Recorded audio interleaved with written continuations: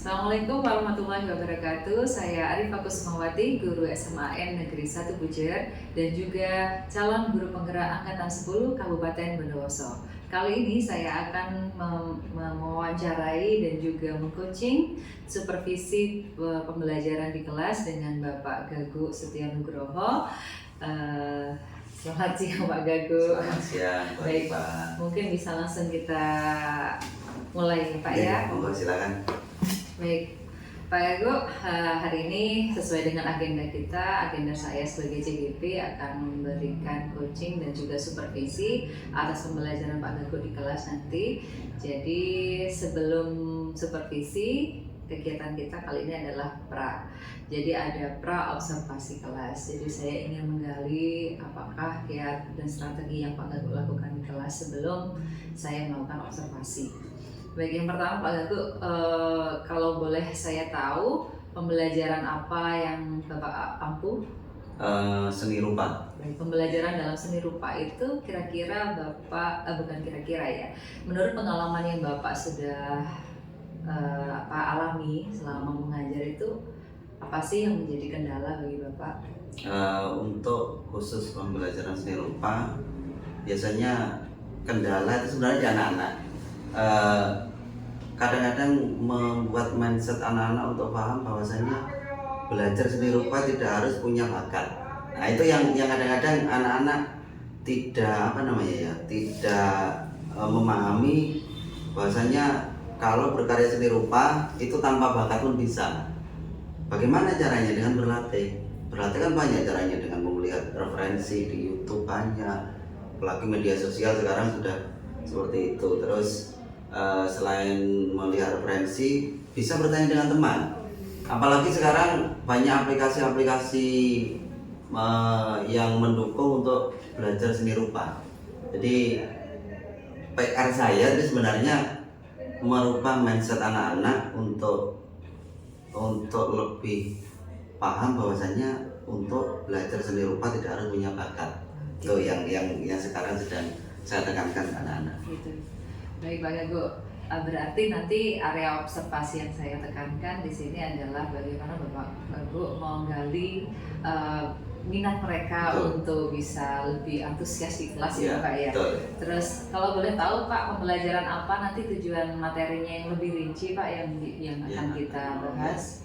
Kebetulan kita nanti akan di unit 4 tentang pembuatan desain, dan di pertemuan yang akan Bu Arifah observasi nanti terkait materinya penjelasan tentang dasar desain, prinsip desain sampai fungsi desain, dan nanti endingnya anak-anak berkarya membuat desain.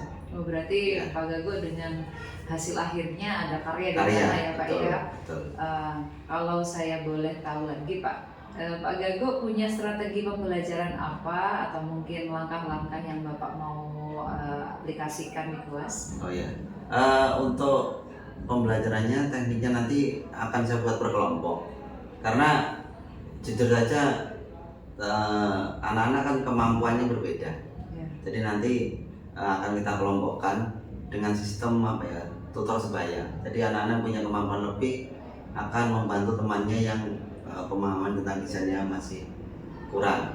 Terus nanti di praktek kita juga saya berencana untuk menggunakan aplikasi Canva, dan di SMA Bujer anak-anak juga kelas 11-12 juga sudah mendapatkan akun belajar ID, karena dengan menggunakan akun belajar itu di Canva anak-anak bisa bebas mengakses tanpa ada konten yang premium. Di Canva, kenapa saya pakai Canva? Karena di Canva itu banyak template-template yang bisa digunakan anak-anak, template desain. Tetapi nanti saya akan memberi batasan kepada mereka, boleh memakai template tapi jangan digunakan 100%, dimodifikasi sesuai kreativitas masing-masing. Itu. Berarti anak-anak menggunakan Canva sebagai referensi dan juga sebagai alat pembelajaran ya Pak ya. Secara nggak langsung dari template itu mereka belajar. Ya, jadi mereka menemukan sendiri ya Pak ya. Apa sih yang Bapak harapkan ketika Bapak melakukan dengan menggali potensi mereka di bidang IT tersebut?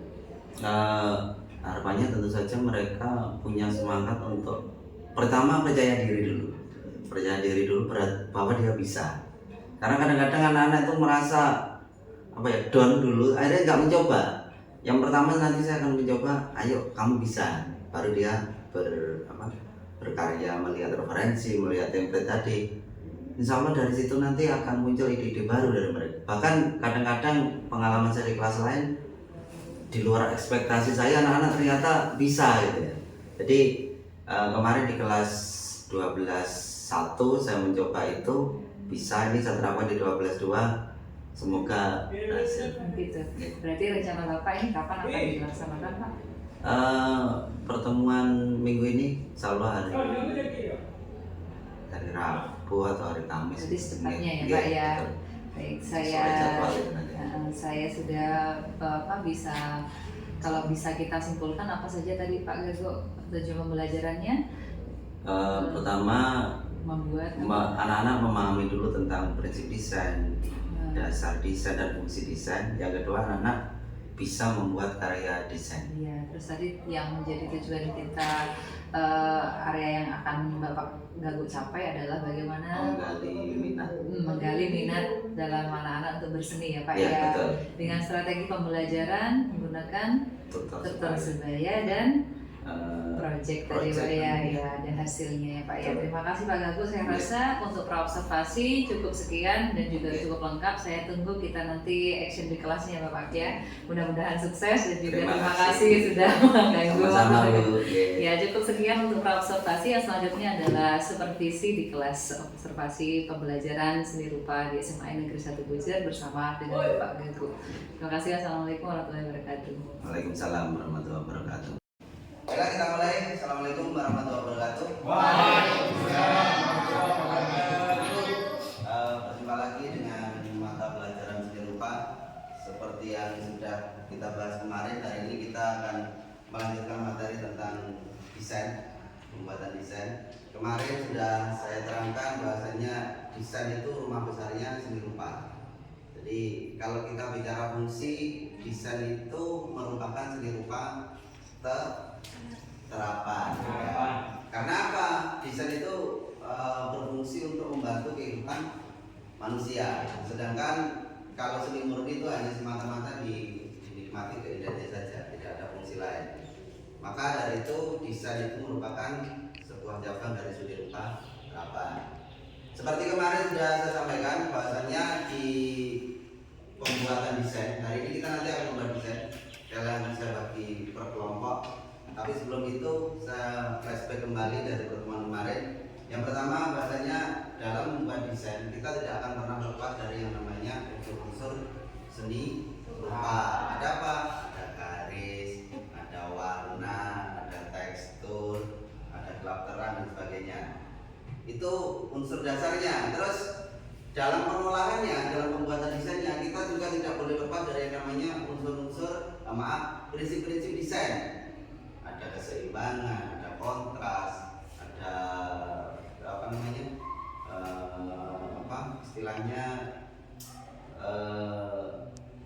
keseimbangan, kontras, ada aksentuasi ya, dan sebagainya. Kemarin sudah saya terangkan. Hari ini teknisnya begini, kita akan membentuk beberapa kelompok di kelas ini. Saya lihat hanya satu tadi yang tidak masuk, maka saya bagi menjadi 3 kelompok. Teknisnya begini, saya harapkan kalian yang sudah mahir membuat desain, dalam hal ini menggunakan aplikasi Canva, saya minta untuk menjadi koordinator di kelompok itu. Tujuannya apa? Kalian membantu temannya yang belum bisa membuat desain. Ya. Di sini nanti karena ada 3 kelompok, yang saya tunjuk jadi koordinator atau mentor di kelompok itu. Pertama ada Daniel Firdaus, yang kedua ada Rosiko Tenuri, dan yang ketiga Yeni Nara. Jadi kita bentuk kelompok seperti itu. Sekali lagi silakan nanti setelah dibentuk kelompok kalian buka aplikasi Canva dan nanti kita membuat desainnya di Canva. Desainnya apa yang akan kita buat kali ini? Kita akan membuat desain poster tentang kelompok 1 tentang stunting, kelompok 2 tentang anti bullying, dan kelompok 3 tentang bahaya narkoba. Paham ya? Kita bagi kelompoknya, setelah itu nanti kita diskusi lebih lanjut. Oke. Baiklah, sudah terbentuk kelompok, kalian silakan mengerjakan desain sesuai pembagian tadi. Untuk kelompok 1 mengerjakan bahaya stunting, kelompoknya Rosikoto Nuri, kelompoknya Dani Firdaus mengerjakan anti bullying, ya, himbauan untuk anti bullying. Sedangkan di kelompoknya Yeni Nara mengerjakan tentang poster bahaya narkoba. Paham ya? Untuk memudahkan kalian mengerjakan, ada beberapa referensi di template Canva, bisa kalian gunakan untuk semacam referensi, dan kalau memungkinkan tidak memakai itu. Tapi kalau kamu nanti mentok idenya tidak muncul, bisa terinspirasi dari template yang ada.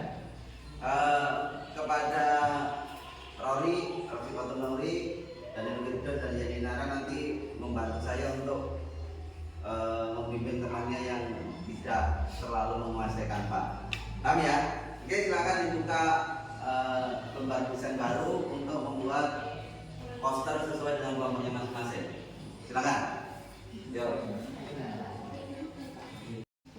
Poster anti bullying, stunting.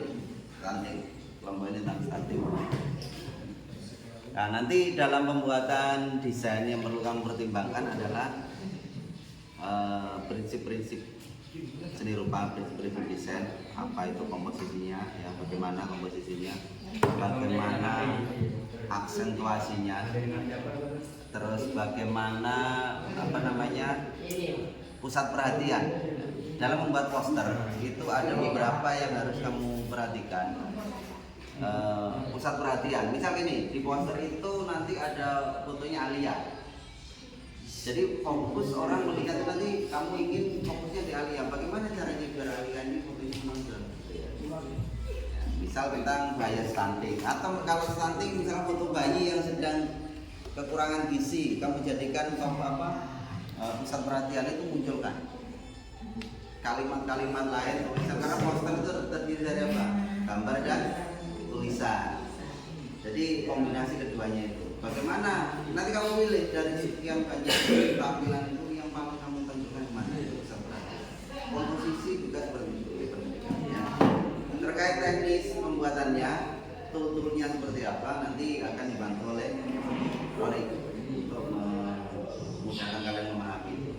Insya Allah gampang itu bisa terselesaikan. Oke, silakan. Jadi satu anak buat satu desain ya, nanti dibantu. Oke. Tadi temanya tentang apa? Ya, anti bullying. Coba dibuka HP-nya. Nah, ini bisa lihat punya apa? Ini bisa dilihat yang dikerjakan oleh. Jadi nanti kalian perhatikan toolnya, coba bisa jangan lupa komposisinya ya, diperhatikan ya. Jadi tool yang digunakan bagaimana, sangat mudah. Jangan lupa yang kamu tonjolkan mana ya. Jadi bisa perhatian mana. Nah itu. Nanti kalau ada yang kurang jelas bisa tanya ke Daniel Firdaus. Ya. Gampang nanti bisa tanya lagi. Oke. Nah ini sudah ada contoh dari Yeni membuat narkoba. Kalian tinggal mencari elemen-elemennya. Elemen itu di Canva juga disediakan. Misal kamu butuh gambar suntikan ya, itu ada di situ. Atau kalau kamu tidak menemukan di Canva, kamu bisa mencari di Google. Tapi dengan catatan gambarnya untuk dibawa ke Canva harus berbentuk JPG, JPEG, PDF atau PNG. Ya. Oke, silakan di ini. Coba dilihat tadi hasil karyanya. Nah ini. Nah. Jangan lupa harus diperhatikan komposisinya ya. Oke. Yang lain bisa memperhatikan. Nanti kalau kurang jelas bisa tanya ke Yeni Inara. Saya rasa itu nanti satu anak buat satu desain ya. Ya, nanti kalau kurang jelas bisa tanya ke saya atau Yeni.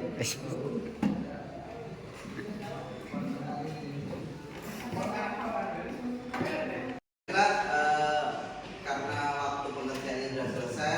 Setelah tadi saya keliling ke beberapa kelompok, alhamdulillah di antara kalian yang awalnya belum menguasai Canva, tapi berkat bantuan masing-masing kelompok ada yang bisa ya, dibantu temannya untuk mempelajari, akhirnya bisa.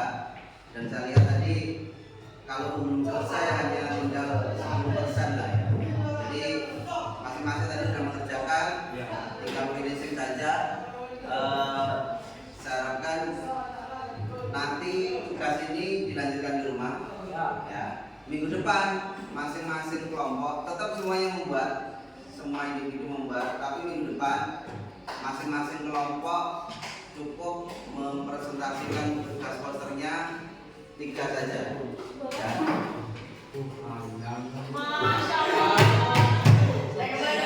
Waktu pengerjaan sudah selesai karena waktu pelajaran sudah hampir berakhir.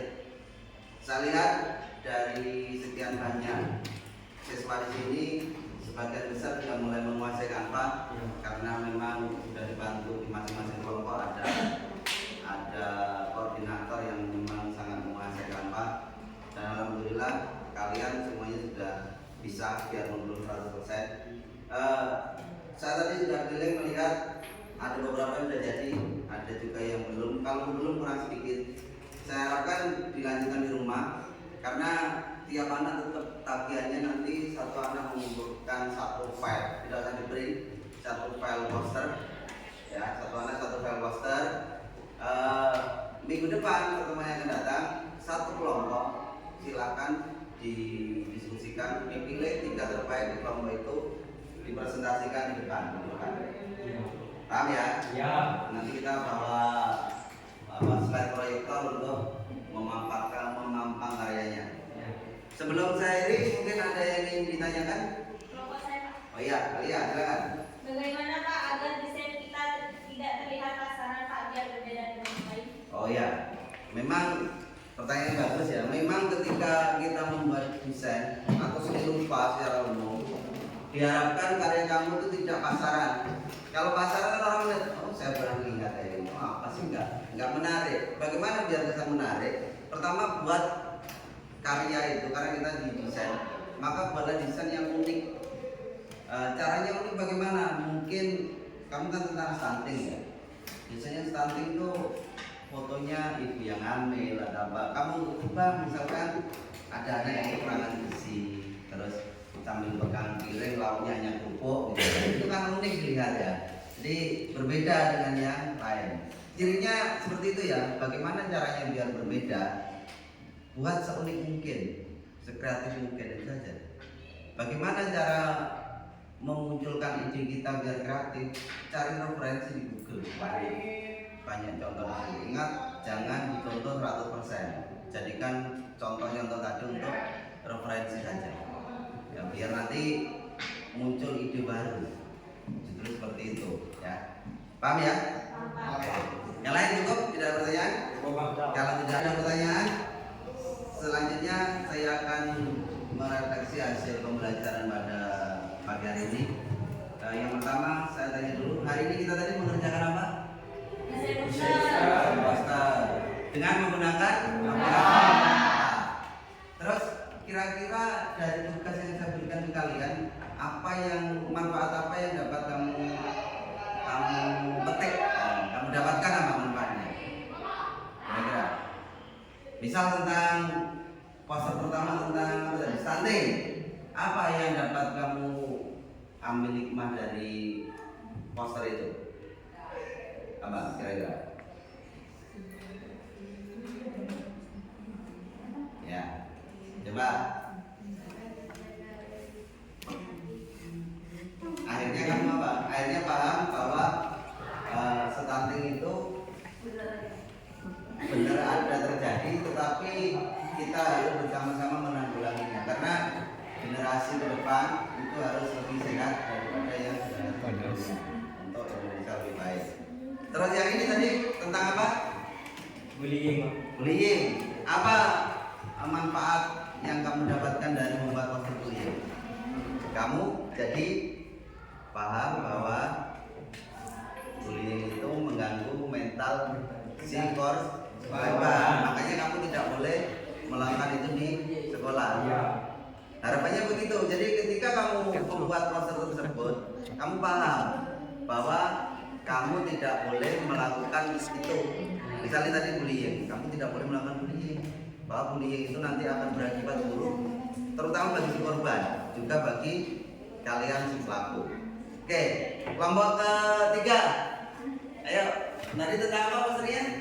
Nah, tentang bahaya narkoba. Kira-kira apa yang kamu dapatkan ketika kamu membuat poster itu? Selain kamu mahir membuat poster, mengetahui bahaya narkoba dan menghindarinya. ya, tahu kalau narkoba itu berbahaya dan ujungnya apa? Biar kamu tidak melakukan atau memakai narkoba tersebut, menghindarinya. Benar. Paham ya? Jadi semua perhatikan. Selain hari ini kamu sudah bisa membuat poster, ya, secara umum itu kan, dampak lainnya yang kamu dapat, kamu bisa memahami tentang tema poster yang kamu buat. Misal tadi saya ulang tentang bullying, kamu paham bahwa bullying itu harus dihindari. Ada lagi tadi tentang stunting.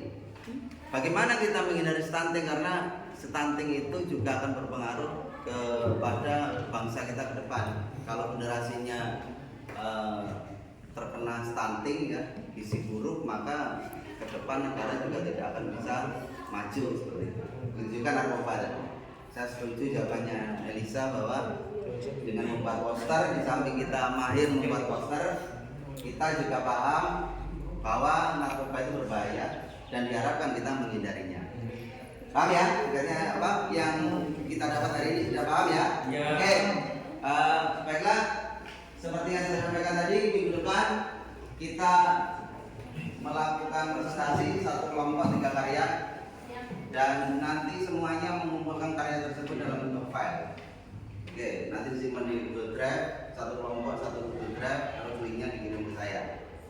Ya, kalau tidak ada pertanyaan, ada pertanyaan lagi? Cukup ya? Baiklah, terima kasih atas perhatiannya. Tetap jaga kesehatan, tetap bahagia, biar kita kalau bahagia mengerjakan tugas juga akan terselesaikan dengan baik. Terima kasih, mohon maaf apabila ada kesalahan. Wabillahi taufiq wal hidayah. Assalamualaikum warahmatullahi wabarakatuh. Waalaikumsalam warahmatullahi wabarakatuh. Baik, assalamualaikum warahmatullahi wabarakatuh. Waalaikumsalam warahmatullahi wabarakatuh. Perkenalkan, saya Rifa Kusmawati, saya CGP 10 Kabupaten Bondowoso. Kali ini saya akan melaksanakan pasca observasi bersama dengan Ibu BP saya, yaitu Ibu Yanti Nurhalila SPD, dan juga guru rekan sejawat yang saya observasi, yaitu Bapak Guru Setia Nugroho. Baik, saya mulai nih Bapak Ibu. Baik, Pak Gago, kabarnya bagaimana hari ini Pak Gago? Alhamdulillah sehat, baik. Pak, kemarin kita sudah melakukan kegiatan observasi ya Pak ya, dan sebelumnya diawali dengan pra-observasi gitu. Kalau kita mengulik lagi kemarin pra-observasi yang saya sempat catat adalah aspek pengembangan dan strategi pengembangan yang akan Bapak Gago kembangkan adalah yang pertama adalah kemandirian siswa, ya Pak, betul ya? Yeah. Terus yang kedua Kreativitas. siswa, terus yang ketiga nama Pak? Kepercayaan diri gitu. Buat kepercayaan diri siswa. Oke. Terus yang paling dominan dalam kegiatan pembelajaran yang akan Bapak Gago kembangkan pada waktu itu adalah pemanfaatan teknologi. Betul. Baik. Dalam kegiatan pembelajaran seni budaya seni rupa ya Pak Gago. Seni rupa. Baik Pak Gago nih. Untuk kegiatan pasca ini sebetulnya saya ingin merefleksikan. Saya ingin mendengar Pak Gago bagaimana merefleksikan kegiatan pembelajarannya Pak Gago di kelas pada waktu itu. Bagaimana Pak Gago? Oke, terima kasih. Seperti yang disampaikan Bu Arifah tadi, bahwasannya ada beberapa aspek yang ingin dicapai, diantaranya kreativitas, terus kepercayaan diri siswa, terus penggunaan teknologi. Terkait penggunaan teknologi secara pribadi, saya punya komitmen karena kita secara geografis sekolah kita kan di pinggir itu. Tapi di satu sisi kalau kita melihat keluar, teknologi itu tidak memandang anak ada di kota atau di desa. Internet itu dan gadget itu sudah di mana-mana, nggak peduli kota dan desa, anak harus menguasai. Makanya ketika setiap pembelajaran yang mana itu saya bisa memasukkan penggunaan teknologi, saya pasti akan gunakan itu. Kebetulan yang diobservasi Bu Arifah kemarin, kita di pembuatan poster, dari pembuatan poster. Nah, sekarang ini kan sedang tren penggunaan Canva. Nah, akhirnya anak-anak saya arahkan menggunakan Canva.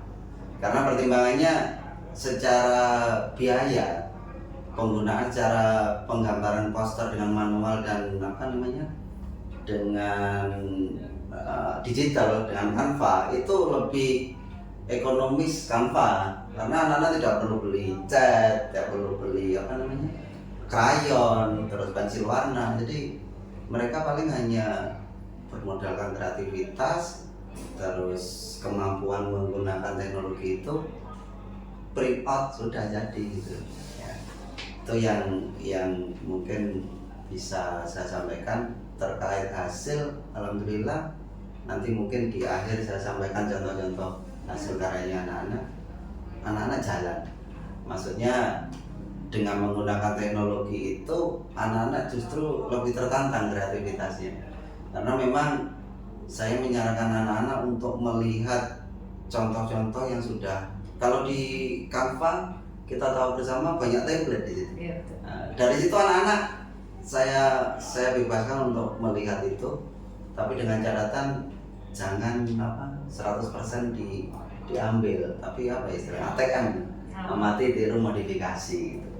Dan alhamdulillah anak-anak justru terpancing kreativitasnya di situ. Gitu. Baik Pak Dago, saya tadi juga melihat anak-anak pas waktu kita observasi di kelas antusias ya Pak ya. Pak Dago juga menggunakan teknik adaptasi tutor sebaya ya Pak ya. Yang ingin saya tanyakan Pak Dago, kira-kira pada waktu mengimplementasikan tutor sebaya tersebut, bagaimana Pak Dago menilai keaktifan kelas, terus bagaimana kemandirian mereka? Ya, memang seperti yang Bu Arifah lihat kemarin waktu kita di kelas, tiap-tiap kelompok itu memang saya minimal ada satu anak yang menguasai Canva, gitu ya. Jadi anak yang menguasai ini saya beri tugas untuk membimbing teman-teman yang masih awam lah terkait Canva. Tapi alhamdulillah kemarin setelah kita lihat di lapangan, anak-anak memang juga sebagian besar juga familiar penggunaan Canva. Tapi kan paling tidak harus ada satu yang masternya. Anak ini saya tugaskan untuk membimbing teman-temannya, dan alhamdulillah bisa jalan sambil praktek tentu saja. Jadi ketika ada kendala, ya ada kendala. Kalau kreativitas memang saya tekankan di masing-masing anak itu punya kreativitas sendiri-sendiri.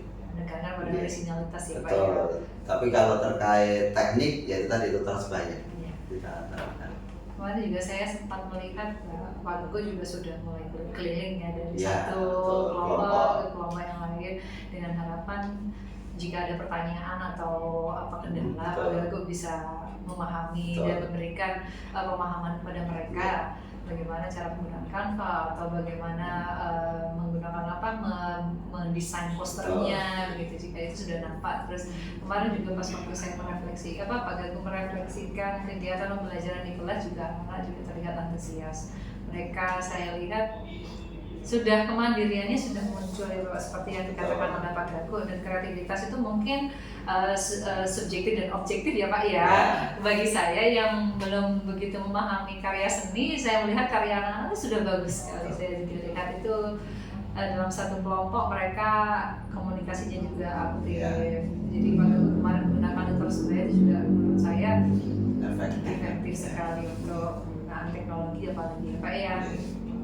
Terus kalau boleh saya tahu Bapak, tadi Pak Dago menekankan tentang originalitas ya Pak ya.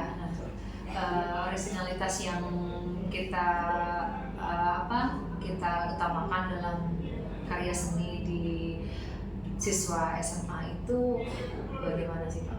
Ya, begini. Pembelajaran. Kalau kita bicara kreativitas yang original itu Bu ya, seperti kita ketahui bersama, kita kan di SMA. Iya. Beda dengan di SMK jurusan seni. Kalau SMK jurusan seni memang ya kita menuntut anak lebih kreatif dan originalnya mungkin bisa aja kita sampai 100% kita kejar di situ. Tapi kan kita di SMA itu kan pelajaran seni kan hanya untuk penyeimbang pelajaran yang lain gitu ya. Kalau kita bicara pembagian kan seni itu di bagian otak kanan katanya, teori seperti itu. Jadi kalau menurut saya originalitas yang kita kejar hanya sebatas setidaknya, mohon maaf, setidaknya anak-anak dari contoh yang ada dia tidak meniru 100%.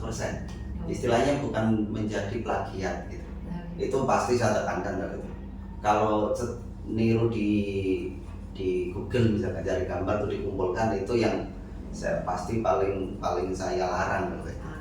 Setidaknya punya punya pemahaman, oh kalau kayak gini nanti bisa dikembangkan lebih bagus seperti ini, minimal gitu. Berarti kan dengan begitu Pak Gegu sudah mengedepankan kepercayaan diri anak Betul, ya Pak ya, iya. pada karya yang orisinal, hasil dari kerja mereka, apapun hasilnya mereka harus percaya diri Iya. gitu Pak ya. Dan itu saya rasa juga sudah masuk ke dalam ranah Kepercayaan diri. penilaian itu juga saya melihat anak-anak benar-benar berusaha, meskipun ada template, saya lihat antusias mereka untuk mencari literaturnya dalam seni itu masih berupa keoriginalitas Ya, mereka itu betul. masih nampak ya Pak ya. Ya sudah, saya ingin tahu Pak secara garis besar pembelajaran Pak Gegu pada waktu saya observasi ini, kalau bisa dinilai berapa Pak keberhasilannya? Kalau kita bicara angka, Iya. ya mungkin antara 80 sampai 85. Baik. Karena hasil akhirnya itu saya juga kan begini Bu, di Iya. luar di sekolah itu kan pertemuannya hanya 45 menit kali 2 Iya, biasanya. betul. Hanya 2 JP, per JP-nya 45 menit.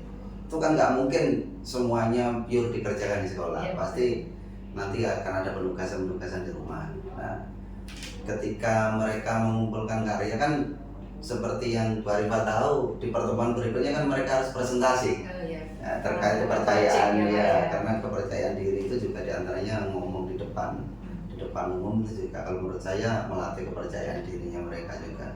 Yang saya kaget tuh di luar ekspektasi saya, karyanya anak-anak itu bagus gitu loh. Oh, bisa ternyata ya dengan teknik ini gitu menghasilkan karya yang bagus gitu ya, dengan tutor sebaya, dengan pemakaian teknologi, bahkan ya itu tadi di luar ekspektasi saya. Makanya saya tidak ragu memberi nilai 80 sampai 85, mungkin bisa 90 lah gitu. Mungkin juga berdasarkan dari hasil produknya ya Pak. Iya, Ya. iya. Kalau boleh tahu Pak, produknya seperti apa Pak? Iya, sebentar ya. Kemarin tuh saya beri link Google Form untuk pengumpulan karyanya, jadi berupa file pengumpulan. Jadi mungkin bisa dilihat karyanya anak. Iya. Ini bullying ya Pak ya? Ya, ini tema bullying, ada lagi tema nanti tentang bullying ya. Oh iya. Terus ada beberapa yang tentang pernikahan dini juga ada. Kemarin kan juga berkelompok ya Pak ya? Iya, berkelompok. Kurang lebih seperti ini. Ini juga ada beberapa yang template terus mereka olah sendiri. Ini bahkan ada yang pakai fotonya temannya ada Bu. Maaf sebentar.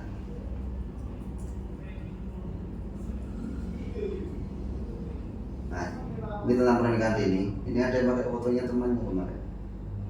Nah ini, ada sendiri pakai fotonya temannya itu baru. Ya, Jadi bagus sekali. makanya saya tidak ragu memberi nilai seperti itu tadi 85 gitu. Oke. Memang efektif penerapan tutor sebaya. Dari situ saya bisa mencapai aspek kreativitas, terus kepercayaan diri, terus apa lagi kemandirian. Banyak sebenarnya di situ yang bisa saya dapat. Ini Pak Gago sebetulnya sudah Pak Gago Kombate juga sudah masuk ke dalam ranah diferensiasi Pak. Kemarin gitu ya. ya. Terus kemarin karena Pak Gago sudah memberikan media secara berbeda, kontennya juga berbeda, kemudian produknya juga mereka boleh memilih ini Pak ya. Iya. Ya. Itu juga saya masukkan dalam kegiatan pembelajarannya sudah masuk ke diferensiasi. Terus apa lagi dengan cara Pak Gago memberikan semangat itu juga masuk dalam penilaian sosial emosionalnya. Jadi Pak Gago memberikan saya melihat Pak Gago memberikan motivasi kepercayaan diri mereka bisa tumbuh, itu juga merupakan salah satu bentuk pendidikan sosial emosionalnya dari mereka. Dan saya lihat pelajaran Pak Gago juga interaktif sekali. Ini Pak Gago yang terakhir nih. Tadi kan kita sudah memulai dari awal sampai akhir pembelajaran Pak Gago. Dari awal kita melihat keuntungan kelebihan Pak ya. Apa sih Pak yang perlu Bapak tingkatkan dan apa yang harus Bapak hilangkan dari pembelajaran itu? Dan kira-kira apa yang baik dan apa yang kekurangan? Ya. Untuk yang baik itu tadi jelas ternyata penerapan tutor sebaya terkait penggunaan teknologi ini, karena kan tiap anak kemampuan penggunaan teknologi kan tidak sama ya. Jadi saya untuk di kelas saya, di pelajaran saya, pasti anak-anak yang seperti itu yang punya kemampuan lebih di teknologi saya pakai untuk jadi pembimbing bagi teman-temannya yang kemampuannya masih kurang. Terus kelemahannya kalau kita menggunakan teknologi, kita harus selalu terkoneksi dengan jaringan, karena kita tahu bersama Canva itu pasti harus terkoneksi dengan internet.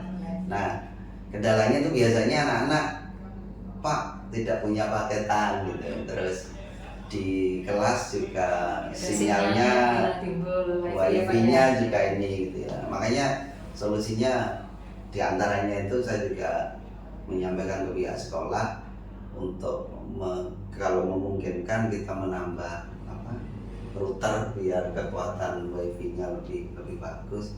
Karena wifi itu kalau sudah dipakai sekelas misalkan 25 anak pakai semua itu kan sudah sekuat-kuatnya wifi pasti lemot gitu ya. Jadi kendalanya sih kalau di saya di koneksi internet sebenarnya. Pembelajaran ini ya. Terima kasih Bapak, itu saja. Terus saya lihat juga modulnya juga meskipun tidak disertakan secara gamblang tentang PSE, tapi Bapak sudah menerapkannya di kelas. Itu saja Bapak, terima kasih atas waktunya. Mudah-mudahan bermanfaat bagi saya dan juga bagi Pak Gago, karena saya juga sedang belajar Pak. Sama Bu, saya juga tetap meminta bimbingan. Terima kasih. Iya, terima kasih Bu Yanti. Cukup sekian. Terima kasih Pak atas partisipasi dan kerelaannya. Baik, cukup sekian untuk kegiatan pasca observasi dari aksi nyata 2.3 ya Bu ya. Cukup sekian. Assalamualaikum warahmatullahi wabarakatuh. Waalaikumsalam warahmatullahi wabarakatuh.